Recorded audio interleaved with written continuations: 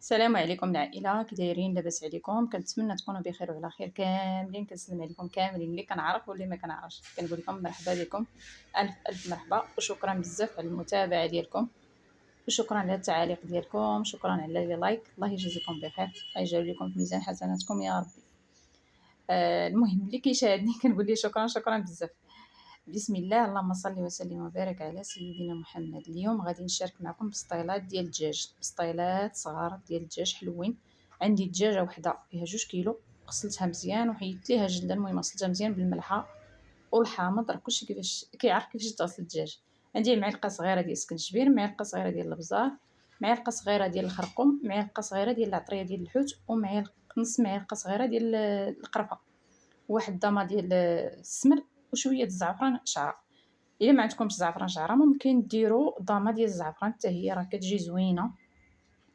وغادي ندير، المهم دابا درت العطريه كامله هنايا في الدجاج، وغادي ندير كاس نص زيت ليسيور ونص زيت البلديه. الا ما بغيتوش ديروا الزيت البلديه ما كديروهاش، المهم ولكن صراحه كيجيو بنان بزيت الزيتون. كنديروا نص ديال زيت الزيتون ونص ديال زيت الروميه. صافي كندير تقريبا هاد العطريه كامله كنديرها والزيت، وكنحرك. المهم كنشرمل بحال الا كنشرمل مزيان في هاد العطريه. ها هو كما كيبان لكم هنايا راه تشحر مزيان. درتو يتقلى بحال الا قلتو غديروه يتقلى شويه في الزيت. درتو درت الدجاج تقلات واحد شويه. غادي نزيد عندي كيلو ونص ديال البصله. نص كيلو غادي نديرو مع الدجاج باش يطيب معاه، ونص وكيلو غادي نخليه حتى كنحيد اللحم عاده كنديرو. ها هي البصله دابا اللي نص كيلو اللي قلت لكم غنديرو مع الدجاج غادي نطيبو معاه. وكيلو الاخر ملي كنحيد الدجاج كندير كيلو الاخر، حيت غادي نديرو البصله شويه كثيره. صافي ملي كيطيب ليا الدجاج كنحيدو بحال هكا، يعني كنفرتو كنحيد فيه العظومه، كنحيد فيه كلشي. شوفوا راه نقيتو الجلوده العظومه كاع داكشي اللي ماشي هو اللحم كنحيدو. هنا عندي اللوز، عندي نص كيلو ديال اللوز قشرته وغادي نقليه في الزيت بارد. وها هي كما قلت لكم هنايا غادي ندير البصله دابا، حيت الدجاج وغندير البصله. الطريقه ديال اللوز راه كلشي كيعرف يعني كيفاش يقشر اللوز، انا غير بغيت نشارك معكم وصافي. قلت لكم نص كيلو خديت منه واحد الكاس، درتو هنايا باش يطيب يعني باش يطيب بالجلوف ديالو. ما غاديش نقشرو، هذا نديرو بحال الشكل ديال املو. طيبته في البانيني ولا طيبه في الفران ولا المهم اي حاجه عندكم. هنايا شوفوا الضغميره راه بدات كطيب كما قلت لكم. كتزيدوا هذاك كيلو ديال البصله على نص كيلو اللي كان، وكتحركوها حتى كطيب، يعني حتى كطيب ليا الضغميره، يعني كيولي بحال هذا هو. الكاس ديال اللوز اللي طحنته مع نص كاس ديال سنيده، يعني الكاس كنديرو معاه نص كاس ديال سنيده. نص ديال هذاك اللوز كنديروه مع البصله، حيت البصله غنديروا ليها درت ليها 2 طوبات ديال السكر. ممكن ديروا سنيده، يعني ديروا 4 المعالق ديال سنيده، وممكن ديروا العسل. انا درت السكر ودرت القرفه، ودرت ليه مازال معلقه ديال القرفه. ها هو اللوز ديالي قليته، كيجي بحال هكا، كتقريو بحال هكا كما قلت لكم. نص ديال هذاك اللوز اللي ولا لينا بحال املو، نص درتو مع البصله، وهذا النص الاخر غنديرو مع هذا اللوز الاخر اللي غادي اللي غادي نعمر به. ها هي البصله طابت، شوفي كيفاش كتجي تعسلات، يعني ولات معسله. حيدتها وخليتها تصفى. هنا في هذيك الطنجره اللي حيدت فيها البصله غادي ندير فيها الزبده، غنشحر فيها الدجاج باش ما يجينيش الدجاج ناشف. كاين بعض المرات البسطيلات كتاخدي فيهم الدجاج كتلقايه ناشف. انا درت غير الزبده، كيجي بنين ملي كتحمرو كطيبو في الزبده. ودرت معاه واحد 2 معالق ديال هذيك الضغميره، يعني هذيك البصله اللي حيدت درتهم مع الدجاج. صافي راه كيجي بحال هكا. غادي نخليه دابا صافي ساليت منه، يعني ما خاصو مازال حتى شي حاجه.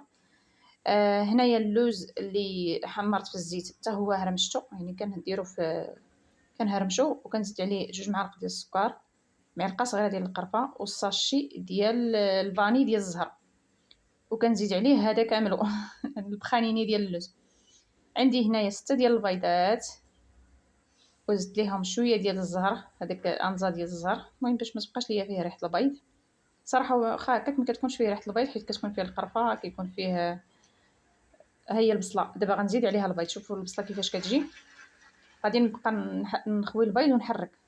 دابا هنايا خويت البيض وكنحرك فيه حتى كيطيب، يعني ما تحيدوش يديكم باش ما يتجمعش لينا البيض جهه وجهه لا، كتبقى تحركوه مزيان حتى كيطيب. كما قلت لكم راه كتزيدوا السكر، ضروري كتزيدوا سنيده ولا السكر ولا العسل. انا راه ما كنتش صورت هذاك المقطع فاش درت السكر والمعلقه كي قلت لكم ديال القرفه، ودرت 2 طوبات ونص ديال السكر. هاد العماره هادي اللي كتبان لكم هنا يعني نص كيلو ديال اللوز مع دجاجه وحده مع كيلو ونص ديال البصله و6 ديال البيضات. شوفوا دابا راه البيض بدا كيطيب، هادو كيخرجوا 20 بسطيله صغيره. المهم هذا المقادير ديال 20 بسطيله، الا كنتو بغيتو ديروا 20. شوفوا دابا راه البيض كتحركوه حتى كينشف، ما كيبقاش فيه الماء نهائيا، كيبقى فيه غير الزيت. كنحطوا هذا اللوز اللي غادي نزوق به، وهذا البيض اللي غادي نلصق به، وهذا البيض الاخر اللي طايب، يعني اللي طايب حطيته هنا باش يتصفى. هذاك الزيت اللي كنصفيو من البيض كنحطوه هنايا. هذا السكر كلاصي وشويه ديال القرفه كنرشوه في الورقه. كما قلت لكم هذا الزيت اللي كنسقطروه كنزيد عليه شويه ديال الزيت اللي قليت فيها اللوز وكندهن بها هاد البسطيلات هادو. كناخذ الغلاقه ديال العسل، هذيك القرعه ديال العسل، ولا الغلاقه ديال النوتيلا هذيك الكبيره، الغلاقه ديال الشكلاط هذيك الكبيره ماشي الصغيره. كندير الدجاج لتحت، ضروري كندير الدجاج لتحت حيت غادي نقلب مزال، وغادي ندير البيض هو اللي كيكون الوسط. داك البيض اللي طيبنا مع البصله راه الصراحه جات زوينه. عرفتي بقات ليا وحده، بقات ليا واحد البسطيله ودرت فيها غير اللوز والدجاج، ما جاتش زوينه نهائيا ملي ما فيهاش البيض. جات هاد الضغميرات ديال البيض يعني كتجي زوينه. انا درت هنايا البيض قديته وغادي ندير اللوز. هاد اللوز ضروري كتزيدوا ليه هذيك الساشي ديال الزهر باش كتعطيه واحد المذاق زوين. صافي كتقادو بحال هكا، يعني كتعمروا كتقادو وكتلصقوا بالبيض باش ما يتحلوش.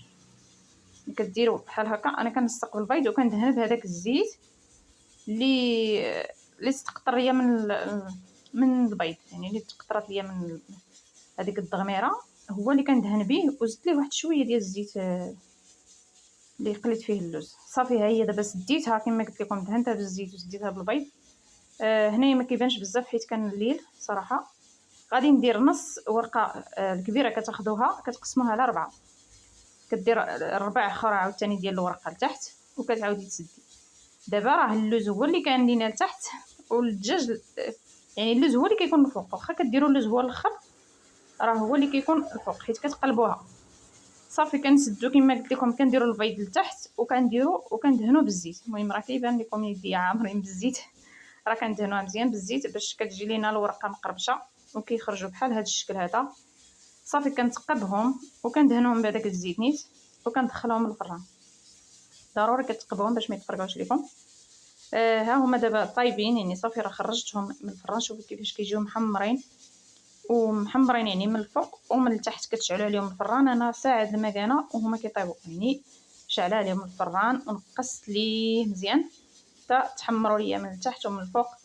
كما قلت لكم دهنتهم بالزيت وتقبتهم، ضروري باش كتقبوهم وكدهنوهم بالزيت. صافي دابا غادي ندهن كما قلت لكم كتدهنيها بالعسل وكتزوقيها باللوز، اي اللوز فيلي اللوز مهرمش. المهم التزيين كيبقى صراحه على حسب الذوق. انا هنايا خديت اللوز فيلي غادي نحمرو وغادي نزينهم بالورد. صراحه جاو بنان بنان بنان جاو صراحه زوينين. هذا هو الشكل النهائي ديالهم. بالنسبه للثمن هادو حيت فيهم 7 سنتيم دايره ليهم 13 درهم، يعني 260 الوحده. هادو ديال الدجاج. ديال الحوت دايره ليهم 18 درهم 7 سنتيم، حيت كاينه 7 سنتيم وكاينه 8 سنتيم، يعني كاينه كبر شي وحدين كبارين من هادو كيديروا ديال الحوت كيديروا 20 درهم وديال الدجاج كيديروا 15. كنتمنى يعجبكم الفيديو ديالي. الا عجبكم ما تنساونيش من لايك والاشتراك، وبسلامه عليكم.